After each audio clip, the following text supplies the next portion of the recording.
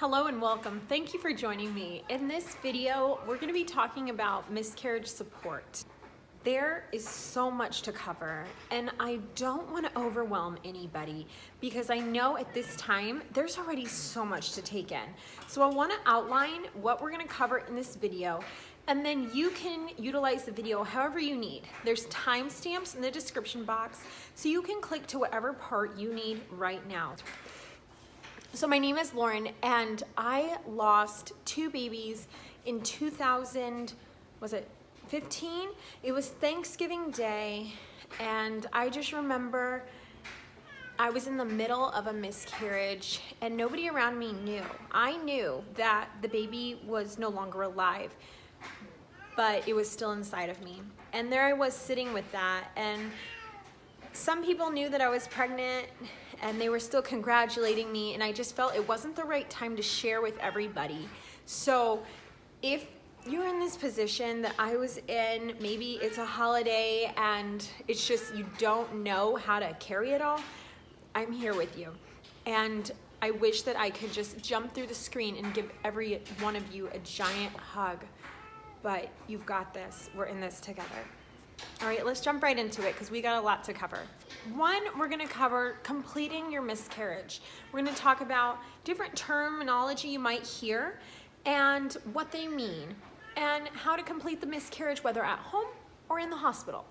Next, we're going to talk about what to do with the remains, what your options are, and how to go about doing that.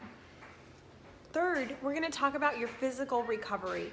I will get into a little bit of mental recovery. For spiritual recovery, I recommend my other miscarriage video that I have where I tell my story and how I got through it spiritually.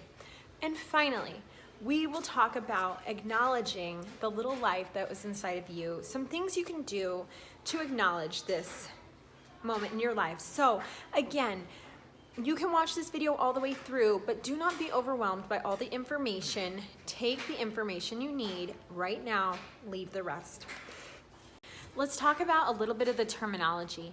There's one thing you might hear called a missed miscarriage or delayed miscarriage. All this means is that the baby is no longer alive inside of your body, but it's still in your body. So the process of getting the baby out has not happened yet. This is a delayed process. So that's what I was going through a few Thanksgivings ago when I knew the baby wasn't alive, but I had nothing to show for it. You know, no actual miscarriage yet. So that's a delayed miscarriage. An incomplete miscarriage is when you've begun expelling the pregnancy tissue, but it's not over yet. And sometimes people take weeks to expel all that's in their body, so that is called an incomplete miscarriage.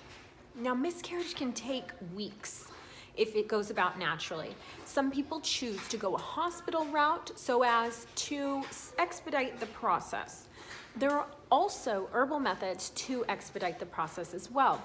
I personally chose to use Angelica with my second miscarriage because it had taken 5 weeks at that point. Angelica is an herb that will stimulate uterine contractions. Now, highly recommend only using this with an herbalist that is certified because this one is not a joke. I have high respect for herbs, but particularly this one. It is so potent and it knocked me on my butt. It really, I was contracting and I had expelled all the tissue within hours of taking this. So I have high respect for this herb and do not take it lightly. You can expect that if you're having a delayed miscarriage, you'll probably be bleeding and you may be cramping. When you actually expel the tissue, that's when it's gonna really cramp up quite a bit. Similar to childbirth, you're gonna have pain, you're gonna have contractions. So just so you know what to expect. Another term is a threatened miscarriage. Threatened miscarriage is when maybe your body is not really supporting the pregnancy, but the pregnancy's fine. It's just your body that needs little help. In the case of a threatened miscarriage, there are a few things you can take to support yourself. And one of those things is vitamin E. Now, you don't want to overdo the vitamin E, but it's supposed to help with the integrity of the membranes. So taking vitamin E can help strengthen the uterine muscles and all that stuff. But if you're bleeding, don't take vitamin E. If you start bleeding, don't take vitamin E because it can be blood thinning, and we don't want to increase your chances of bleeding too much. Another thing that I personally took with my second born was this Welcome Womb. It's an herbal supplement, and it has black haw bark, wild yam root, and false unicorn root. Now this is gonna help my hormones support the pregnancy, kind of help those progesterone levels be as they should be. And this, I started bleeding with my second child, and the midwives told me to take this, and the bleeding went away, and he's fine. So I don't know if I was going to miscarry or, but it seems that it helped. Another thing I've heard people take for threatened miscarriage is Vitex. This is chaste tree, and it was originally given to men to help them be chaste. But turns out it has a different effect in women, and it helps regulate our hormones. This can only be taken in the first trimester of pregnancy. It's not typically something you take in pregnancy, but it is a balancer. So if you're having a threatened miscarriage, I recommend looking into those. But let's say you're miscarrying, you know you're miscarrying. Now you have a choice. Are we gonna let nature take its course, or are we gonna go to the hospital? First of all, I might recommend getting a scan just to see if your body is ready to miscarry at home. If everything's all right, there's not, an ectopic pregnancy or just something abnormal. If everything is normal, then you can miscarry at home. I personally love this option because I feel that it allows you to grieve in a different way. It allows you to process the body how you want to process it and have that time. It's very personal without having to deal with the yellow tape of going through a hospital. I understand the benefits of a hospital as well, and if it's necessary, I definitely am not judging you for going that route, but I personally loved having natural miscarriages. If you're miscarrying at home, the night of the actual miscarriage, where it all goes down, you can expect to feel pretty intense cramping. And finally, when the baby comes out, you might see an intact fetus depending on how far along you are. If you're past 10 weeks, it is altogether possible you will find that. You might miscarry the baby into the toilet, and that's normal. Some women flush it down the toilet without even realizing it, and that happens. Other women take it out, and so just so you are aware of what to expect potentially. When it happened to me, I was so aware that I had birthed the baby. I just knew that it was that moment. My instincts kicked in, and I just went to catch it because I knew. It was a very primal thing that happened. I have no idea how I knew that. But don't be afraid of that pain.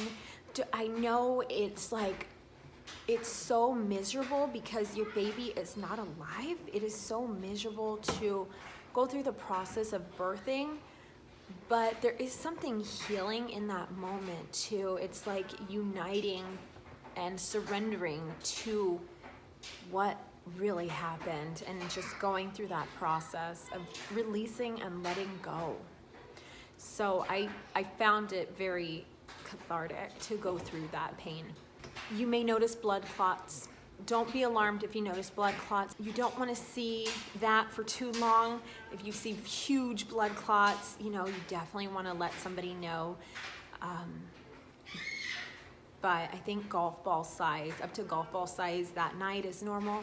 But then after that, just be aware of that and keep in communication with your healthcare providers so they know what you're going through. Now, what to do with the body. There are different things that you can do with a miscarried baby. First of all, if you're in a hospital, you may have to sign paperwork to get the body released to you. In most states, it is legal for you to take it home with you, but you probably have to release them from liability. So you need to ask, and most of the hospital staff, I hate to say it, but they probably won't be educated on this paperwork. So figure out who you need to talk to. And if they're giving you grief, tell them that you need a moment to pray about it before any decisions are made. And typically, they will respect this.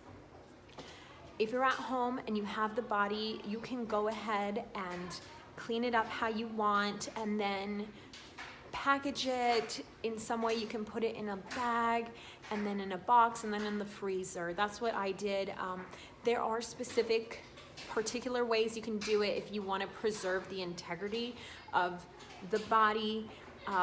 I haven't looked into that much, but I'm sure you can Google that if you want more information on that.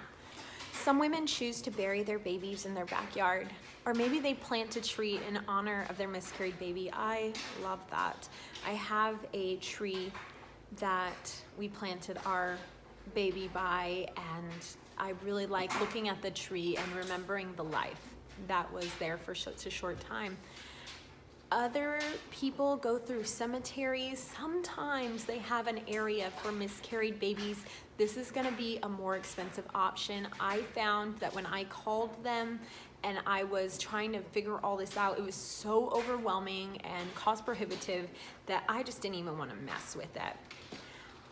For my second miscarried baby, I went to my parish and they actually had a spot in their courtyard where they allowed miscarried babies to be buried. And I thought that was beautiful because every time we go to church, we can visit our baby. And so see if maybe your church would be open to that. Some people might even cremate their miscarried babies, so they're just different options. Finally, I wanted to discuss acknowledgement, acknowledging what happens in your life right now. Something very profound took place. You assisted in the creation of life, and then the life was lost early. That's a lot to take in. And so sometimes having a physical reminder of what happened can be helpful.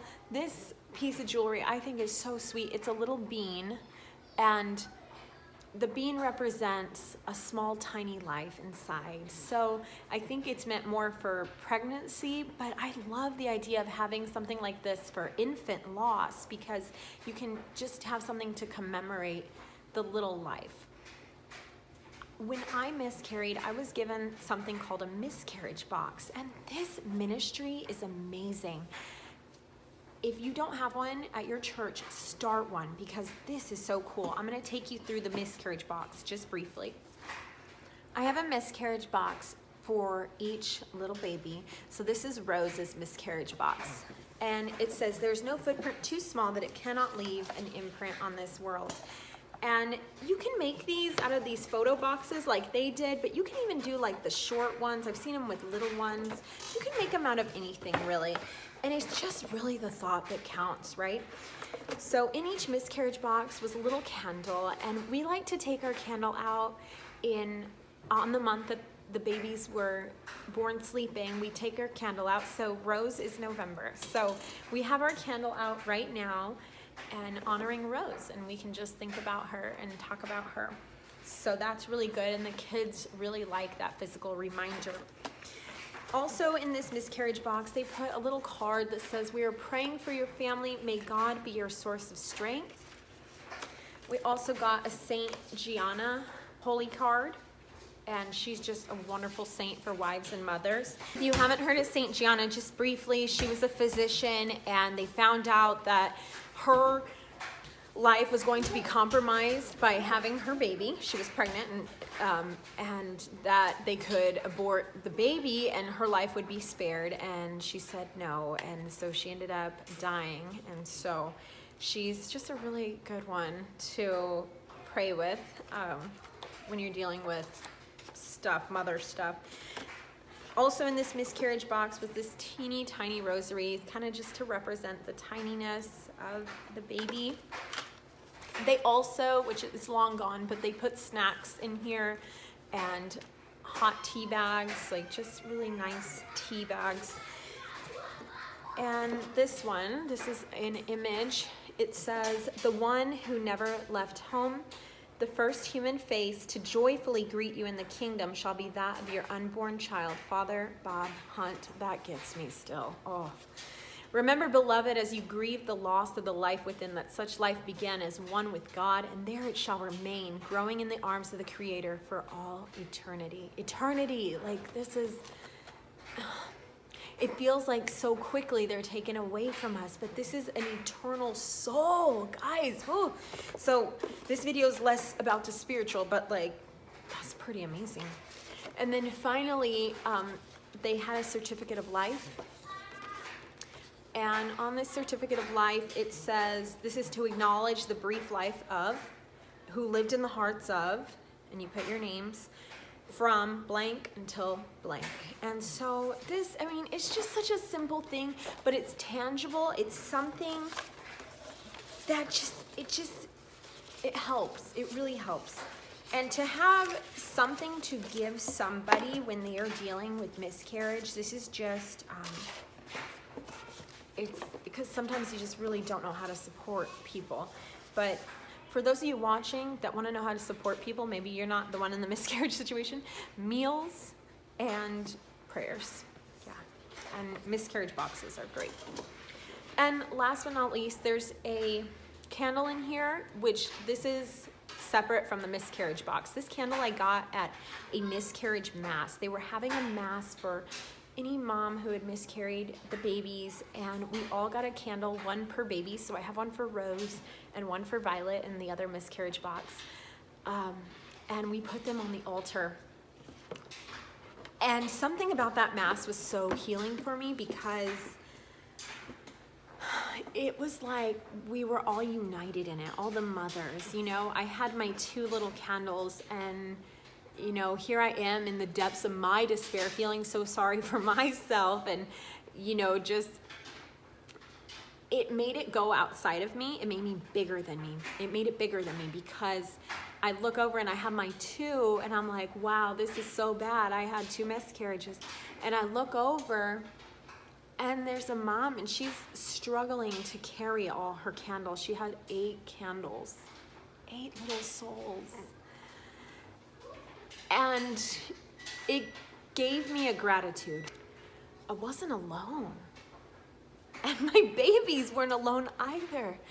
For all I know, all these babies were friends in heaven. You know, it made it about us women. It made it about the body of Christ, and just uniting all of our suffering together and praying for each other. It made it bigger than me, and bigger than my baby and my family and my this. And so that mass was so healing, because anytime I was feeling pain, I could remember there were other mothers feeling the same thing, and I was not alone, even if I felt like I was. So look into a miscarriage mass. And if you don't have a miscarriage mass, ask your priest about starting one, because it was a really beautiful thing. Because I believe in acknowledging even the lives of a miscarried baby, I went ahead and made a little printable for you guys, a printable certificate of life. And that way you can use it. It's free, and just download it and fill it in. Like, something as simple as that can be so healing, to acknowledge it, you know, acknowledge it. And celebrate their lives. Celebrate them as part of your family, because you have special advocates in heaven. And that is so special. God bless you. Please let me know if you have any questions, or if you need a chat. Like, if you just feel real alone right now and you need a chat, you can private message me on Instagram. I'm at The Crunchy Catholics, or you can write a comment down below if you feel comfortable sharing with everybody. I'm here for you guys, okay? You're not alone. You're not alone, and your babies are watching over you. It's pretty spectacular, if you ask me. So take care, and God bless you. Goodbye.